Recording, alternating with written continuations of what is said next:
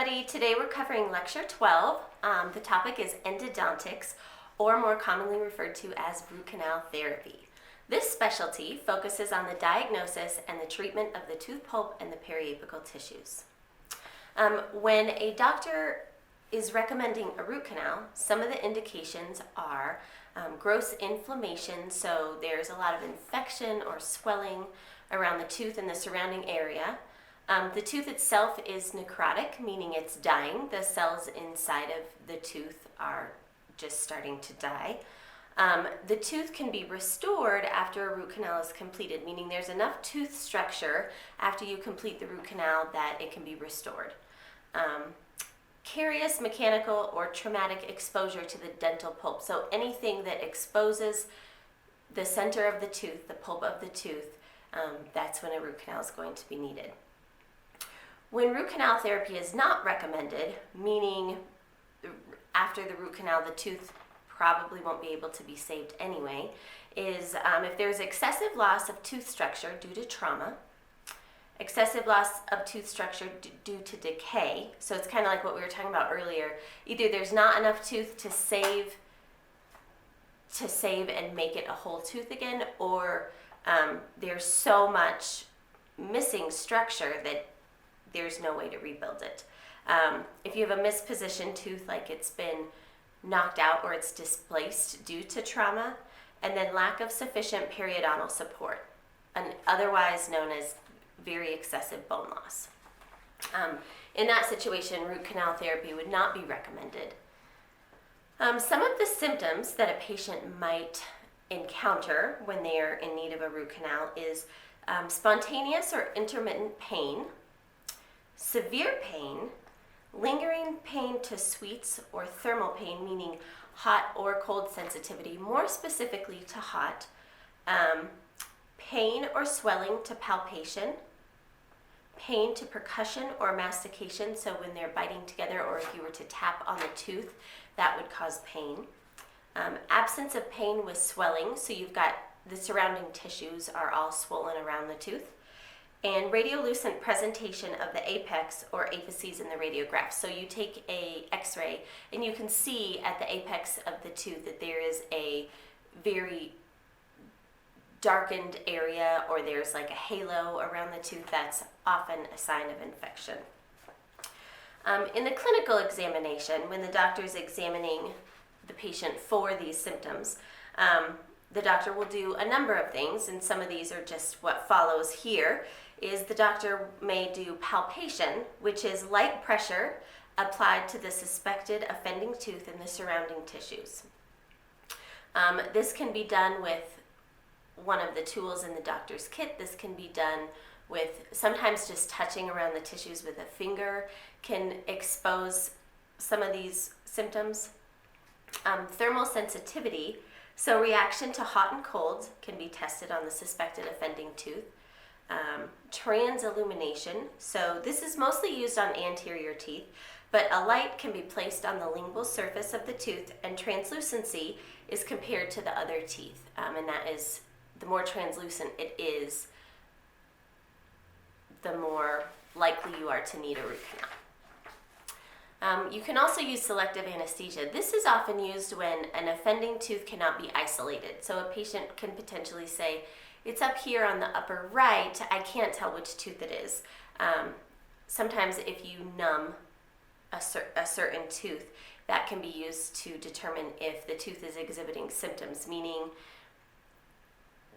the area on the upper right is hurting and the doctor numbs number 3 and the pain goes away, odds are it's probably going to be that tooth. This is often usually used in maxillary teeth because individual teeth can be numbed that way.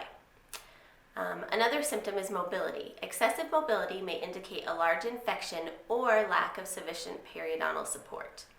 Another way to test it would be with an electronic pulp tester. This is used to assess the vitality of a tooth. Slight electrical current is applied to the tooth to help determine the pathology. When you've decided that yes, this is the tooth we're working on, we're going to complete a root canal in this tooth, it's very important to use a dental dam. for many reasons. For one, it improves visibility because it's isolating just the tooth or the tooth and the few surrounding teeth. So it improves visibility. It decreases moisture contamination. Again, it isolates the tooth that you're working on. It prevents caustic irrigants from entering the oral cavity. So it prevents the patient from swallowing any of the irrigants used to help clean out the tooth and to help disinfect the tooth. It prevents accidental inhalation or swallowing of small instruments. As you know, completing root canals, there are many small files and such things that doctors use that you definitely don't want the patient to swallow. So a dental dam is very important to use. A couple types of endodontic treatment we'll cover here. There's vital pulp capping, which are a couple methods used to stimulate dentin formation. We've got the indirect pulp cap and the direct pulp cap. So an indirect pulp cap is when there's a chance of nerve exposure. So we're not for sure that the nerve has been exposed, but there was a chance, and small amount of carious tissue is left inside of the tooth.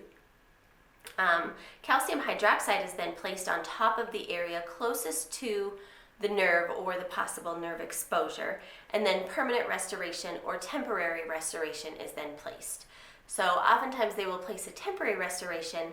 They will wait a few days, a few weeks, just to see how the patient is feeling, if the symptoms have subsided, before they place a permanent restoration. Then there's the direct pulp cap. So when the nerve exposure occurs during an operative procedure, so there's not really a question about it, the nerve has been exposed. Calcium hydroxide is placed over the exposed area and the temporary restoration is placed. The tooth is then monitored, and if it remains asymptomatic, a permanent restoration is then placed. Another type of endodontic treatment is a pulpotomy. This is the removal of the coronal chamber, leaving behind the pulp within the canals of the tooth. So the chamber itself is taken out, but inside all of the canals of the teeth, all of that stuff is left. In a primary tooth, the pulp chamber is removed. Hemostatic agent is placed on pulp stumps for several minutes, and then the restoration is placed on top. In a permanent tooth, this procedure is completed on a permanent tooth that is not fully developed. The pulp chamber is removed and the pulp canals are again left in the pulp. The ultimate goal for this is to get secondary dentin to form and to completely close the apex of the tooth. Apexogenesis is the process of performing a pulpotomy on an adult tooth with the goal of apex formation. We also complete pulpectomies, which is also called root canal treatment. This procedure involves removing the entire pulp from the tooth. This is accomplished by using specialized instruments designed to navigate the very narrow pulpal canals. Completing a pulpectomy, there are a couple other terms. Debridement is the removal of the necrotic or diseased pulpal tissues.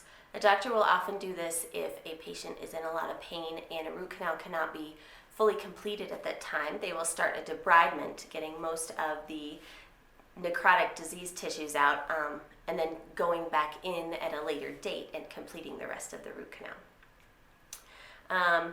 Apicoectomy is a procedure that involves the removal of the apical portion of the tooth and its surrounding tissues.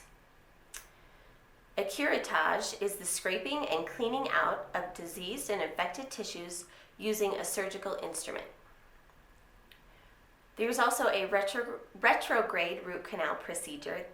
This is when a restoration is placed at the apex of the tooth following an apicoectomy.